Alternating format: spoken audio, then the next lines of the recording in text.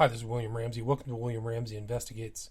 On tonight's show, I'll be reading from a book written by Josephus about 2,000 years ago. The title of the book is The Wars of the Jews. It's part of Josephus's corpus, the different writings that he did, which include The Life of Flavius Josephus, so it's Josephus's autobiography, The Antiquities of the Jews, which is a lengthy history book of the Jews going back to Genesis, really.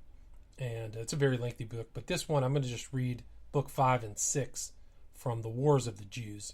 And book 5 starts with the coming of Titus to besiege Jerusalem. And Josephus is an important historical figure.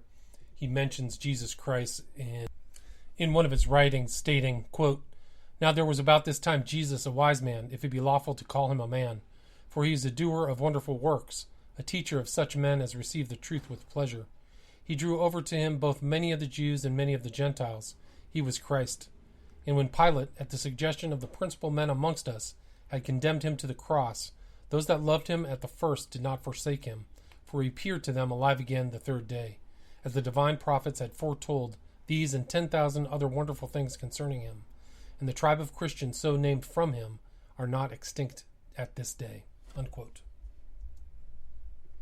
And Christ mentions a number of things about the destruction of Jerusalem. Here's Matthew 24, 1 and 2. Quote, "Jesus went out and departed from the temple, and his disciples came to him for to shew him the buildings of the temple. And Jesus said unto them, See ye not all these things? Verily I say unto you, there shall not be left here one stone upon another that shall not be thrown down." And then from Luke 23, 28 to 31. "But Jesus turning unto them said, Daughters of Jerusalem, weep not for me, but weep for yourselves and for your children. For behold, the days are coming in which they shall say, Blessed are the barren, and the wombs that never bare, and the paps which never gave suck. Then they shall begin to say to the mountains, Fall on us, and to the hills, Cover us.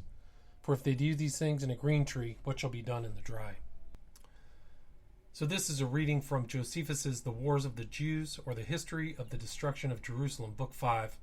which contains the interval of near 6 months from the coming of Titus to besiege Jerusalem to the great extremity to which the Jews were reduced. Chapter 1. Concerning the seditions at Jerusalem, and what terrible miseries afflicted the city by their means. When therefore Titus had marched over that desert which lies between Egypt and Syria, in the manner forementioned, he came to Caesarea, having resolved to set his forces in order at that place before he began the war. Nay, indeed, while he was assisting his father at Alexandria in settling that government which had been newly conferred upon them by God, it so happened that the sedition at Jerusalem was revived, and parted into 3 factions, that one faction fought against the other, which partition in such evil cases may be said to be a good thing, and the effect of divine justice. Now as to the attack the zealots made upon the people, in which I esteem the beginning of the city's destruction, it hath been already explained after an accurate manner, as also whence it arose, and how great a mischief it was increased. But for the present sedition, one should not mistake if he called it a sedition begotten by another sedition, and to be like a wild beast grown mad, which for want of food from abroad fell now upon eating its own flesh. For Eleazar the son of Simon, who made the first separation of the zealots from the people, and made them retire into the temple, appeared very angry at John's insolent attempts, which he made every day upon the people. For this man never left off murdering, but the truth was that he could not bear to submit to a tyrant who set up after him. So he, being desirous of gaining the entire power and dominion to himself, revolted from John, and took to his assistance Judas the son of Chelcias, and Simon the son of Ezron, who were among the men of greatest power. There also was with him Hezekiah, son of Chobar, a person of eminence. Each of these were followed by a great many of the zealots. These seized upon the inner court of the temple, and laid their arms upon the holy gates, and over the holy fronts of that court. And because they had plenty of provisions, they were of good courage, for there was a great abundance of what was consecrated to sacred uses, and they scrupled not the making use of them. Yet were they afraid on account of their small number, and when they had laid up their arms there, they did not stir from the place they were in. Now as to John, what advantage he had above Eleazar in the multitude of his followers, the like disadvantage he had in the situation he was in, since he had his enemies over his head, and he could not make any assault upon them with some without some terror. So was his anger too great to let them be at rest. Nay, although he suffered more mischief from Eleazar and his party than he could inflict upon them, yet he would not leave off assaulting them, insomuch that there were continual sallies made one against the other, as well as darts thrown at one another, and the temple was defiled everywhere with murders. But now the tyrant Simon, son of Gioras, whom the people had invited in, out of the hopes they had of his assistance in the great distresses they were in, having in his power the upper city and a great part of the lower, did now make more vehement assaults upon John and his party, because they were fought against from above also. Yet he was beneath their situation when he attacked them, as they were beneath the attacks of the others above them. Whereby it came to pass that John did both receive and inflict great damage, and that easily, as he was fought against on both sides. And the same advantage that Eleazar and his party had over him, since he was beneath them, the same advantage he by his higher situation over Simon. On which account he easily repelled the attacks that were made from beneath, by the weapons thrown from their hands only, but was obliged to repel those that threw their darts from the temple above him, by his engines of war. For he had such engines as threw darts and javelins and stones, and that in no small number, by which he did not only defend himself from such as fought against him, but slew moreover many of the priests, as they were about their sacred ministrations. For notwithstanding these men were mad with all sorts of impiety, yet they did still admit those that desired to offer their sacrifices, although they took care to search the people of their own country beforehand, and both suspected and watched them,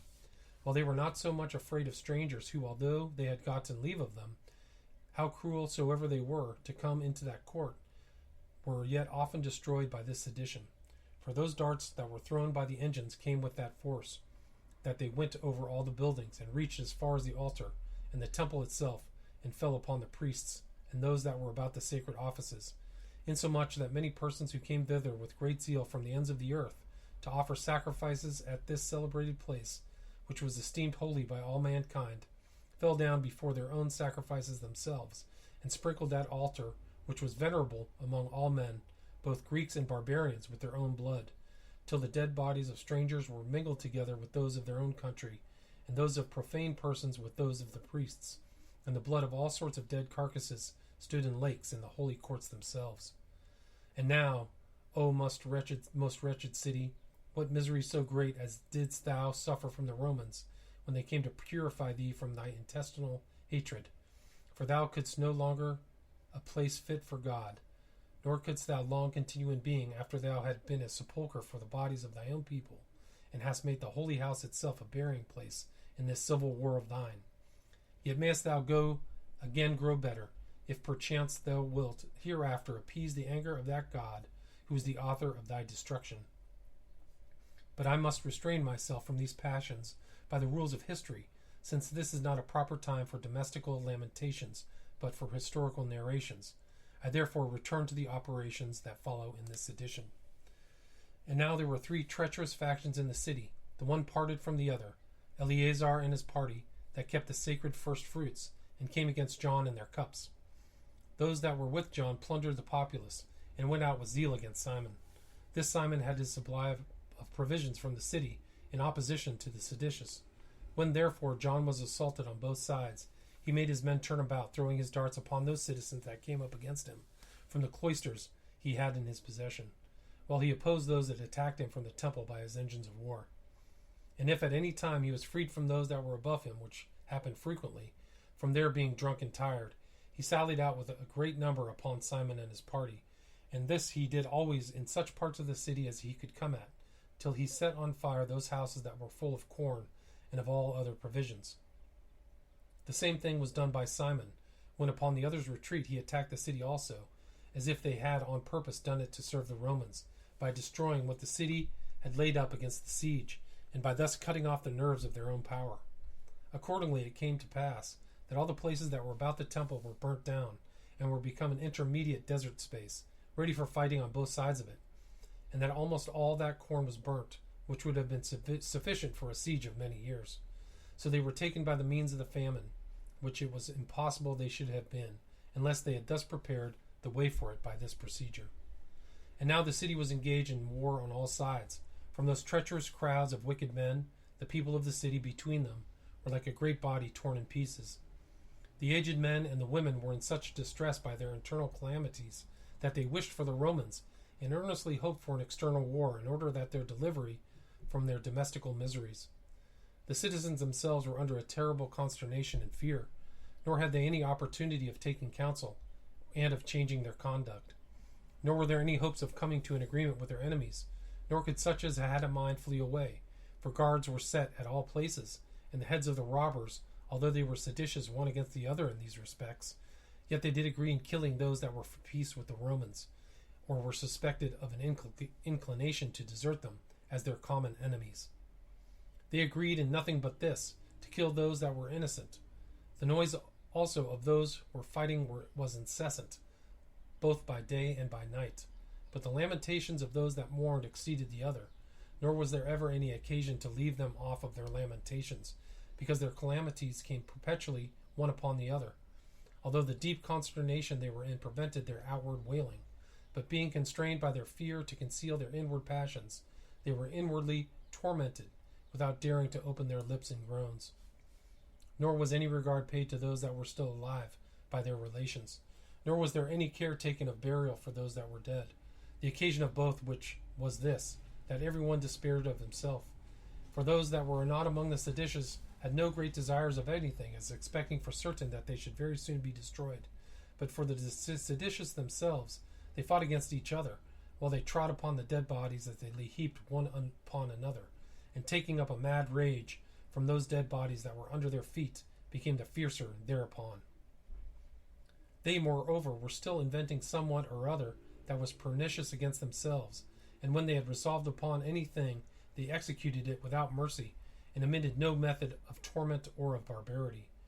Nay, John abused the sacred materials and employed them in the construction of his engines of war, for the people and the priests had formerly determined to support the temple, and raised the holy house 20 cubits higher. For King Agrippa had, at a very great expense, and with very great pains, brought thither such materials as were proper for that purpose, being pieces of timber very well worth seeing, both for their straightness and for their largeness. But the war coming on, and interrupting the work, John had them cut, and prepared for the building him towers, he finding them long enough to oppose from them those his adversaries that thought him from the temple that was above him. He also had them brought and erected behind the inner court over against the west end of the cloisters, where alone he could erect them, whereas the other sides of that court had so many steps as would not let them come nigh enough the cloisters. Thus did John hope to be too hard for his enemies by these engines constructed by his impiety, but God himself demonstrated that his pains would prove of no use to him by bringing the Romans upon him, before he had reared any of his towers. For Titus, when he had gotten together part of his forces about him, and had ordered the rest to meet him at Jerusalem, marched out of Caesarea. He had with him those 3 legions that had accompanied his father when he laid Judea waste, together with that 12th legion, which had been formerly beaten with Cestius, which legion, as it was otherwise remarkable for its valor, so did it march on now with greater alacrity to avenge themselves on the Jews, as remembering what they had formerly suffered from them. Of these legions he ordered the 5th to meet him, by going through Emmaus, and the 10th to go up by Jericho. He also moved himself, together with the rest, besides whom marched those auxiliaries that came from the kings, being now more in number than before, together with a considerable number that came to his assistance from Syria. Those also that had been selected out of these 4 legions, and sent with Mucianus to Italy, had their places filled up out of these soldiers that came out of Egypt with Titus, who were 2,000 men, chosen out of the armies of Alexandria. There followed him also 3,000 drawn from those that guarded the river Euphrates. Also there came Tiberius Alexander, who was a friend of his, most valuable, both for his good will to him and for his prudence. He had formerly been governor of Alexandria, but was now thought worthy to be general of the army under Titus. The reason of this was that he had been the first to encourage Vespasian very lately to accept that his new dominion, and joined himself to him with great fidelity when things were uncertain and fortune had not been declared for him. He also followed Titus as a counselor, very useful to him in this war, both by his age and skill in such affairs. Chapter 2. how Titus marched to Jerusalem, and how he was in danger as he was taking a view of the city at the place where he pitched his camp. Now as Titus was upon his march into the enemy's country, the auxiliaries that were sent by the kings marched first, having all the other auxiliaries with them, after whom followed those that were to prepare the roads and measure out the camp. Then came the commander's baggage, and after that the other soldiers, who were completely armed to support them. Then came Titus himself, having with him another select body. Then came the pikemen, after whom came the horse belonging to that legion. All these came before the engines, and after these engines came the tribunes and the leaders of the cohorts, with their select bodies. And after these came the ensigns with the eagle, and before those ensigns came the trumpeters belonging to them. Next these came the main body of the army in their ranks, every rank being 6 deep. The servants belonging to every legion came after these, and before the last of their baggage. The mercenaries came last, and those that guarded them brought up the rear. Now Titus, according to the Roman usage, went in the front of the army after a decent manner, and marched through Samaria to Gophna, a city that had been formerly taken by his father, and was then garrisoned by Roman soldiers. And when he had lodged there one night, he marched on in the morning, and when he had gone as far as a day's march, he pitched his camp at that valley which the Jews in their own tongue call the Valley of Thorns, near a certain village called Gabos South, which signifies the hill of Saul, being distant from Jerusalem about 30 furlongs. There it was that he chose out 600 select horsemen, and went to take a view of the city, to observe what strength it was of, and how courageous the Jews were, whether when they saw him, and before they came to a direct battle, they would be affrighted and submit. For he had been informed what was really true, that the people who were fallen under the power of the seditious and the robbers were greatly desirous of peace, but being too weak to rise up against the rest, they lay still. Now, so long as he rode along the straight road which led to the wall of the city, nobody appeared out of the gates. But when he went out of that road and declined towards the tower of Pisiphanus,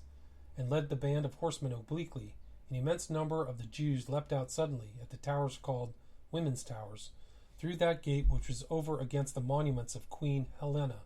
and intercepted his horse, and standing directly opposite to those that still ran along the road, hindered them from joining those that had declined out of it.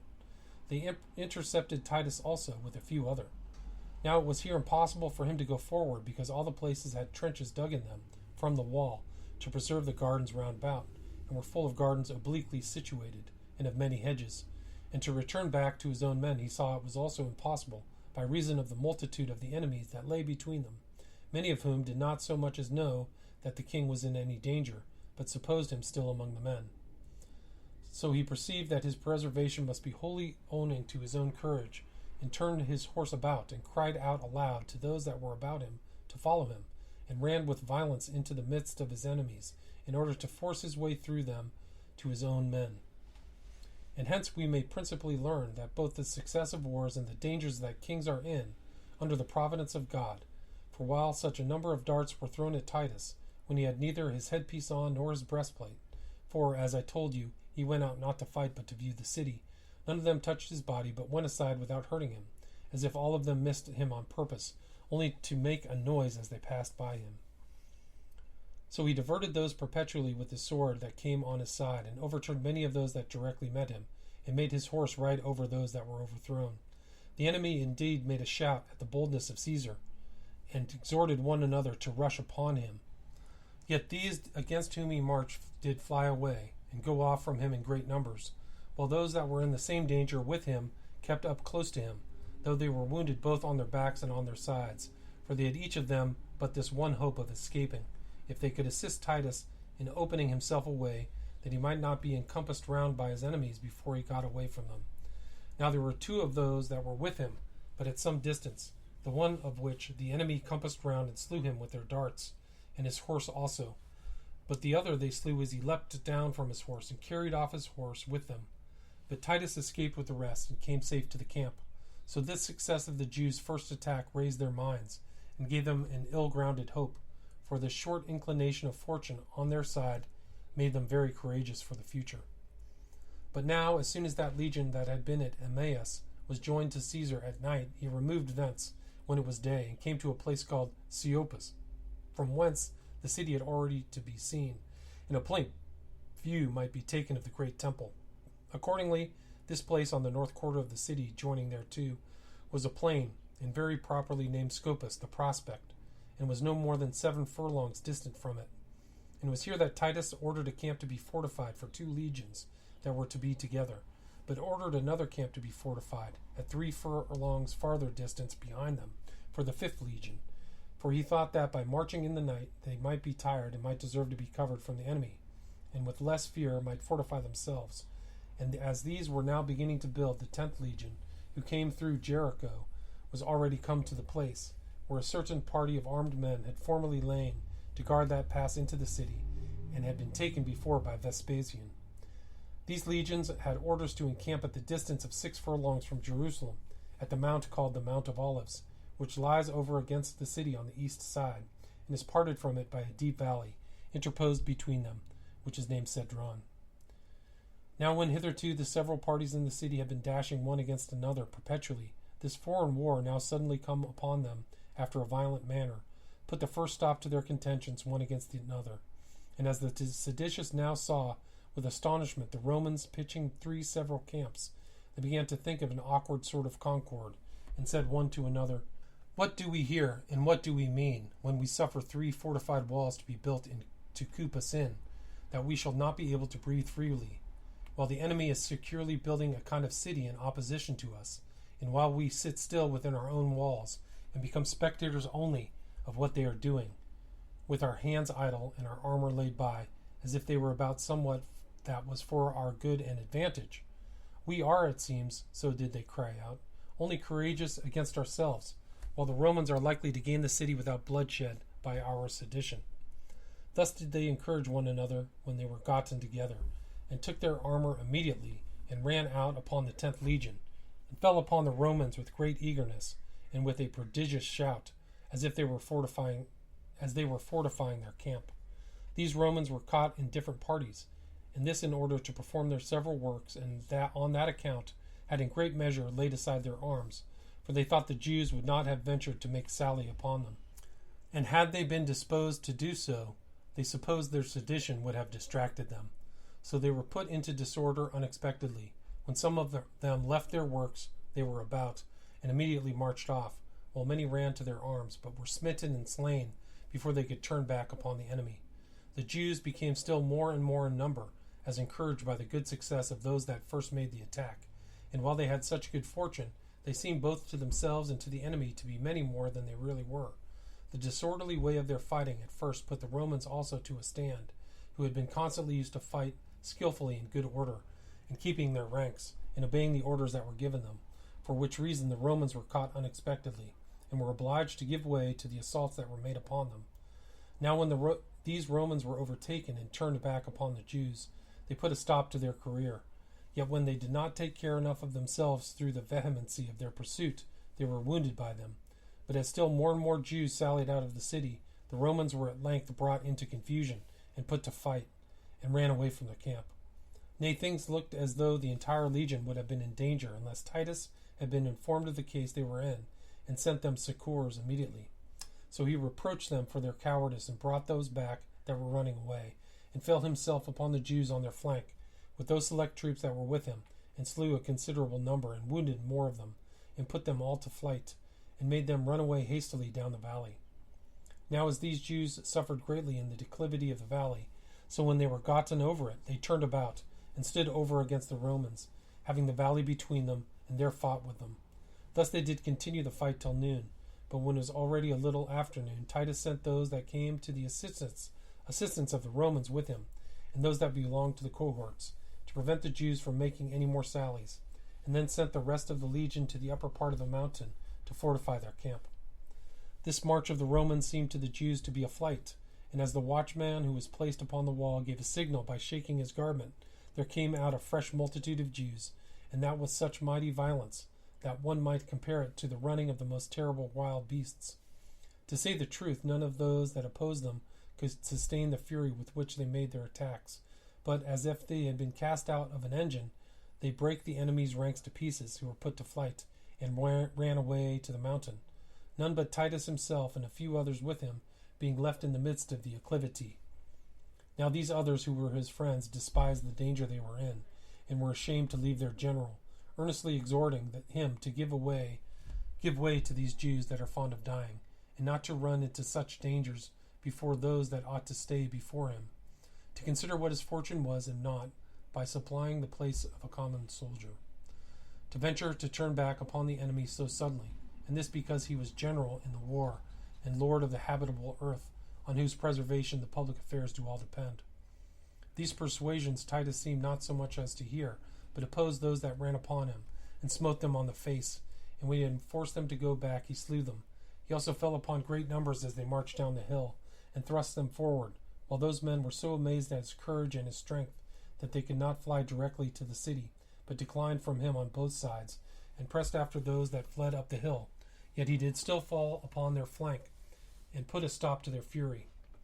In the meantime, a disorder and a terror fell upon those that were fortifying their camp at the top of the hill, upon seeing those beneath them running away, insomuch that the whole legion was dispersed, while they thought that the sallies of the Jews upon them were plainly insupportable, and that Titus was himself put to flight,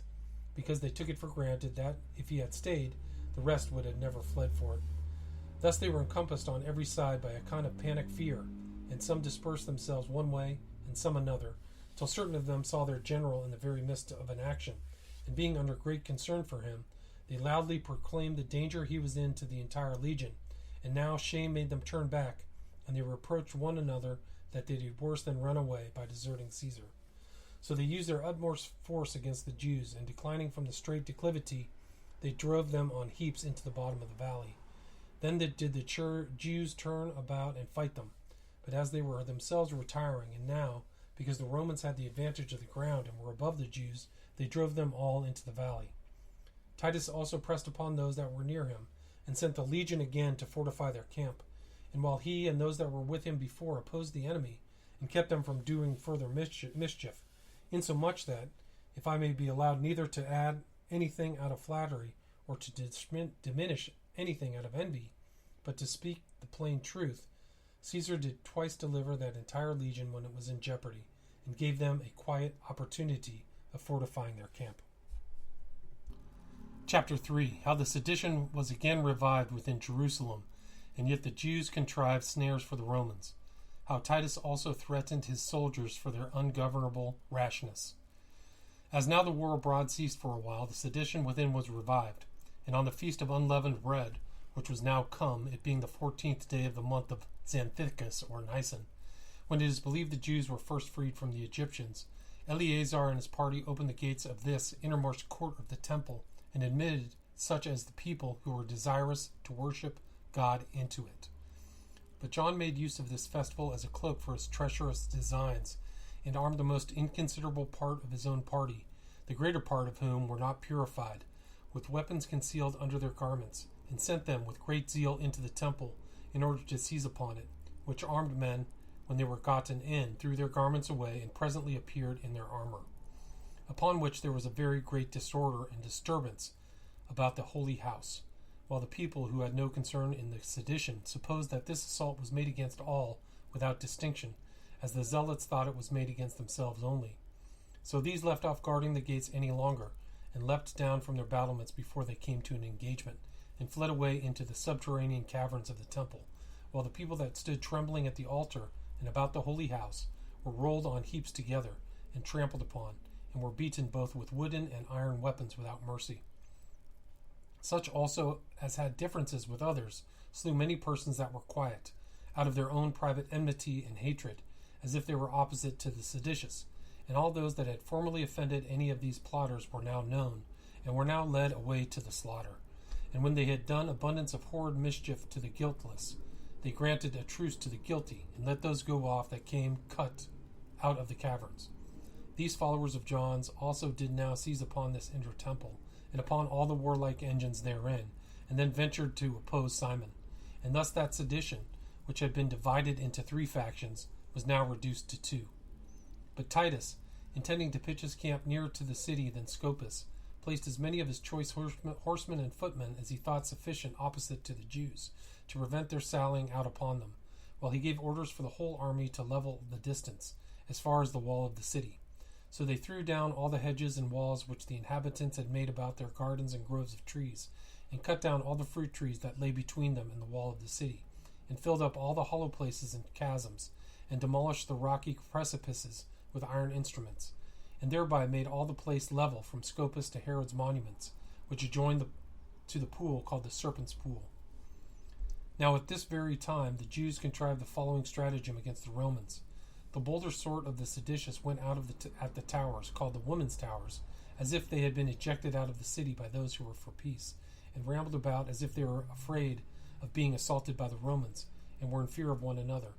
While those that stood upon the wall, and seemed to be of the people's side, cried out aloud for peace, and entreated that they might have security for their lives given them, and called for the Romans, promising to open the gates to them, as they cried out after that manner. They threw stones at their own people, as though they would drive them away from the gates. These also pretended that they were excluded by force, and that they petitioned those that were within to let them in. And rushing upon the Romans perpetually, with violence, they then came back, and seemed to be in great disorder. Now the Roman soldiers thought this cunning stratagem of theirs was to be believed real, and thinking they had the one party under their power, and could punish them as they pleased, and hoping that the other party would open their gates to them, set to the execution of their designs accordingly. But for Titus himself, he had this surprising conduct of the Jews in suspicion, for whereas he had invited them to come to terms of accommodation by Josephus but one day before, he could then receive no civil answer from them, so he ordered the soldiers to stay where they were. However, some of them that were set in the front of the works prevented him, and catching up their arms ran to the gates, whereupon those that seemed to have been ejected at the first retired. But as soon as the soldiers were gotten between the towers on each side of the gate, the Jews ran out and encompassed them round, and fell upon them behind, while that multitude which stood upon the wall threw a heap of stones and darts of all kinds at them, insomuch that they slew a considerable number, and wounded many more. For it was not easy for the Romans to escape, by reason those behind them pressed them forward. Besides which, the shame they were under for being mistaken, and the fear they were in of their commanders, engaged them to persevere in their mistake. Wherefore they fought with their spears a great while, and received many blows from the Jews, though indeed they gave them as many blows again, and at last repelled those that had compassed them about, while the Jews pursued them as they retired, and followed them, and threw darts at them as far as the monuments of Queen Helena. After this, these Jews, without keeping any decorum, grew insolent upon their good fortune, and jested upon the Romans for being deluded by the trick they bad put upon them, and making a noise with beating of their shields, and leapt for gladness, and made joyful exclamations, while these soldiers were received with threatenings by their officers, and with indignation by Caesar himself, who spake to them thus, quote, These Jews, who are only conducted by their madness, do everything with care and circumspection. They contrive stratagems, and lay ambushes, and fortune gives success to their stratagems, because they are obedient, and preserve their goodwill and fidelity to one another, while the Romans, to whom fortune uses to be ever subservient by reason of their good order and ready submission to their commanders, have now had ill success by their contrary behavior, and not by being able to restrain their hands from action, they have been caught. And that which is the most to their reproach, they have gone on without their commanders in the very presence of Caesar.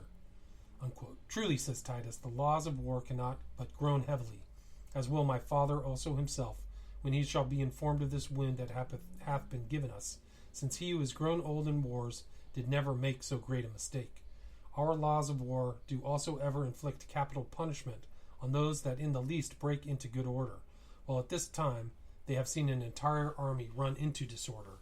However, those that have been so insolent shall be made immediately sensible, and even they who conquer among the Romans without orders for fighting are to be under disgrace. When Titus had enlarged upon this matter before the commanders, it appeared evident that he would execute the law against all those that were concerned. So these soldiers' minds sunk down in despair, and as expecting to be put to death, and that justly and quickly. However, the other legions came round about Titus, and entreated his favor to these their fellow soldiers, and made supplication to him that he would pardon the rashness of a few, on account of the better obedience of all the rest, and promised for them that they should make amends for their present faults by their more virtuous behavior for the time to come. So Caesar complied with their desires, and with what prudence dictated to him also, for he esteemed it fit to punish single persons by real executions, but that the punishment of great multitudes should proceed no further than reproofs. So he was reconciled to the soldiers, but gave them a special charge to act more wisely for the future, and he considered himself how he might be even with the Jews for their stratagem. And now, when the space between the Romans and the wall had been leveled, which was done in 4 days, and as he was desirous to bring the baggage of the army, with the rest of the multitude that followed him, safely to the camp, he set the strongest part of his army over against that wall which lay on the north quarter of the city, and over against the western part of it, and made his army 7 deep, with the footmen placed before them, and the horsemen behind them, and each of the last in 3 ranks, whilst the archers stood in the midst in 7 ranks. And now, as the Jews were prohibited by so great a body of men from making sallies upon the Romans, both beasts that bear the burdens and belong to the 3 legions, and the rest of the multitude marched on without any fear. But as for Titus himself, he was but about 2 furlongs distant from the wall, at that part of it where was the corner, and over against that tower, which was called Saphinus, at which tower the compass of the wall belonging to the north bended, and extended itself over against the west. But the other part of the army fortified itself at the tower called Hippicus, and was distant, in like manner, by 2 furlongs from the city. However, the 10th legion continued in its own place upon the Mount of Olives. Chapter 4. The description of Jerusalem. The city of Jerusalem was fortified with 3 walls, on such parts as were not encompassed with unpassable valleys, for in such places it had but 1 wall. The city was built upon 2 hills, which are opposite to one another, and have a valley to divide them asunder, at which valley the corresponding rows of houses on both hills end. Of these hills, that which contains the upper city is much higher, and in length more direct. Accordingly, it was called the Citadel by King David. He was the father of that Solomon who built this temple at the first, but it is by us called the upper marketplace. But the other hill, which was called Acra, and sustains the lower city, is of the shape of a moon when she is horned. Over against this there was a 3rd hill, but naturally lower than Acra, and parted formerly from the other by a broad valley. However, in those times when the Asmoneans reigned, they filled up that valley with earth, and had a mind to join the city to the temple. Then they took off the part of the height of Acra, and reduced it to be of less elevation than it was before, that the temple might be superior to it. Now the valley of the cheesemongers, as it was called, was that which we told you before distinguished the hill of the upper city from that of the lower, extended as far as Siloam. For that is the name of a fountain which hath sweet water in it, and it is in great plenty also. But on the outsides, these hills are surrounded by deep valleys, and by reason of the precipices to them belonging on both sides, they are everywhere unpassable. Now of these 3 walls, the old one was hard to be taken, both by reason of the valleys, and of that hill on which it was built, and which was above them. But besides that great advantage as to the place where they were situated, it was also built very strong, because David and Solomon, and the following kings, were very zealous about this work. Now that wall began on the north, at the tower called Hippicus, and extended as far as the Xystus, a place so called, and then joining to the council house, ended at the west cloister of the temple. But if we go the other way westward, it began at the same place, and extended through a place called Bethso, to the gate of the Essens, and after that it went southward, having its bending above the fountain Siloam, where it also bends again toward the east at Solomon's pool, and reaches as far as a certain place which they called Ophlus, where it was joined by the eastern cloister of the temple. The second wall took its beginning from the gate which they called Genath, which began to the first wall. It only encompassed the northern quarter of the city, and reached as far as the tower Antonia. The beginning of the 3rd wall was at the tower Hippicus, whence it reached as far as the north quarter of the city, and the tower Saphinus, and then was so far extended till it came over against the monuments of Helena, which Helena was queen of Adiabene, the daughter of Izates. It then extended further to a great length, and passed by the sepulchral caverns of the kings, and bent again at the tower of the corner, at the monument which is called Monument of the Fuller, and joined the old wall at the valley, called the Valley of Cedron. It was Agrippa who encompassed the parts and added to the old city with this wall, which had been all naked before. For as the city grew more populous, it gradually crept beyond its old limits, and those parts of it that stood northward of the temple and joined that hill to the city made it considerably larger, and occasioned that hill, which is in number the 4th, and is called Bezitha, to be inhabited also. It lies over against the tower Antonia, but is divided from it by a deep valley, which was dug on purpose, that in order to hinder the foundations of the tower of Antonia from joining to this hill, and thereby affording an opportunity for getting to it with ease, and hindering the security that arose from its superior elevation, for which reason also that depth of the ditch made the elevation of the towers more remarkable. This new built part of the city was called Bezitha in our language, which, if interpreted in the Grecian language, may be called the New City. Since therefore its inhabitants stood in need of a covering, the father of the present king, and of the same name with him, Agrippa, began that wall we spoke of.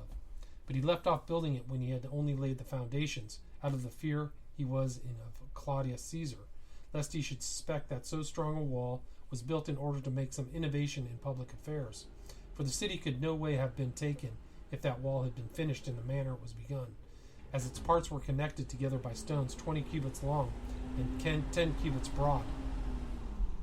which could never have been easily undermined by any iron tools or shaken by any engines. The wall was, however, 10 cubits wide, and it probably have had a height greater than that, had not his zeal who began it been hindered from exerting itself. After this it was erected with great diligence by the Jews, as high as 20 cubits, above which it had battlements of 2 cubits, and turrets of 3 cubits altitude, insomuch that the entire altitude extended as far as 25 cubits. Now the towers that were upon it were 20 cubits in breadth, 20 cubits in height. They were square and solid, as was the wall itself, wherein the niceness of the joints and the beauty of the stones there were no way inferior to those of the holy house itself. Above this solid altitude of the towers, which was 20 cubits, there were rooms of great magnificence, and over them upper rooms and cisterns to receive rainwater. They were many in number, and the steps by which you ascended up to them were every one broad. Of these towers then the third wall had 90, and the spaces between them were each 200 cubits. But in the middle wall were 40 towers, and the old wall was parted into 60, while the whole compass of the city was 33 furlongs. Now the third wall was all of it wonderful,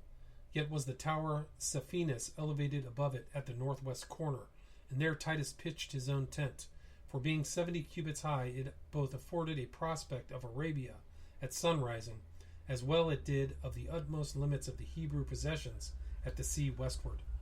Moreover, it was an octagon, and over against it was the tower Hipplicus, and hard by 2 others were erected by King Herod in the old wall. These were for largeness, beauty, and strength, beyond all that were in the habitable earth. For besides the magnanimity of its nature, and the magnificence towards the city on other occasions, he built these after such an extraordinary manner to gratify his own private affections, and dedicated these towers to the memory of those 3 persons who had been the dearest to him, and from whom he named them. They were his brother, his friend, and his wife. His wife he had slain out of his love and jealousy, as we have already related. The other 2 he lost in war, as they were courageously fighting. Hippicus, so named from his friend, was square. Its length and breadth were each 25 cubits, its height 30 cubits, and it had no vacuity in it. Over this solid building, which was composed of great stones united together, there was a reservoir 20 cubits deep, over which there was a house of 2 stories, whose height was 25 cubits, and divided into several parts, over which were battlements of 2 cubits, turrets all around of 3 cubits, insomuch that the entire height added together amounted to 80 cubits. The second tower, which he named from his brother Phasaelus, had its breadth and height equal, each of them 40 cubits, over which was its solid height of 40 cubits, over which a cloister went round about, whose height was 10 cubits, and it was covered from enemies by breastworks and bulwarks. There was also built over that cloister another tower, parted into magnificent rooms and a place for bathing, so that this tower wanted nothing that might make it appear to be a royal palace. It was also adorned with battlements and turrets, more than was the foregoing, and the entire altitude was about 90 cubits. The appearance of it resembled the Tower of Pharos, which exhibited a fire to such as sailed to Alexandria, but was much larger than it in compass. This was now converted to a house, wherein Simon exercised his tyrannical authority. The third tower was Mariamne, for that was his queen's name. It was solid as high as 20 cubits. Its breadth and its length were 20 cubits, and were equal to each other. Its upper buildings were more magnificent and had greater variety. than the other towers had, for the king thought it most proper for him to adorn that which was denominated from his wife better than those denominated from men, as those were built stronger than this that bore his wife's name. The entire height of this tower was 50 cubits. Now as these towers were very tall, and appeared much taller by the place on which they stood, for that very old western wall wherein they were built on a high wall was itself a kind of elevation that was still 30 cubits taller, over which were the towers situated, and thereby were made much higher to appearance. The largeness also of the stones was wonderful, for they were not made of common small stones, nor of such large stones only as men could carry, but were of white marble, cut out of the rock. Each stone was 20 cubits in length, and 10 in breadth, and 5 in depth. They were so exactly united to one another that each tower looked like one entire rock of stone, so growing naturally, and afterward cut by the hand of the artificers into their present shape and corners. So little or not at all did their joints or connection appear, though as these towers were themselves on the north side of the wall, the king had a palace inwardly thereto adjoined, which exceeds all my ability to describe it, for it was so very curious as to want no cost nor skill in its construction, but was entirely walled about to the height of 30 cubits, and was adorned with towers at equal distances, and with large bedchambers, that would contain beds for 100 guests apiece, in which the variety of the stones is not to be expressed, for a large quantity of those that were rare of that kind was collected together. Their roofs were also wonderful, both for the length of the beams and the splendor of their ornaments. The number of the rooms was also very great, and the variety of the figures that were about them was prodigious. Their furniture was complete, and the greatest part of the vessels that were put in them was of silver and gold. There were besides many porticos, one beyond another, round about, and in each of those porticos curious pillars. Yet were all the courts that were exposed to the air everywhere green. There were, moreover, several groves of trees, long walks through them, with deep canals and cisterns, that in several parts were filled with brazen statues, through which the water ran out. There were without many dove-courts of tame pigeons about the canals. But indeed it is not possible to give a complete description of these palaces, and the very remembrance of them is a torment to one, as putting one in mind what vastly rich buildings that fire was kindled by the robbers hath consumed. For these were not burnt by the Romans, but by these internal plotters, as we have already related, in the beginning of their rebellion. That fire began at the tower of Antonia, and went on to the palaces, and consumed the upper parts of the 3 towers themselves.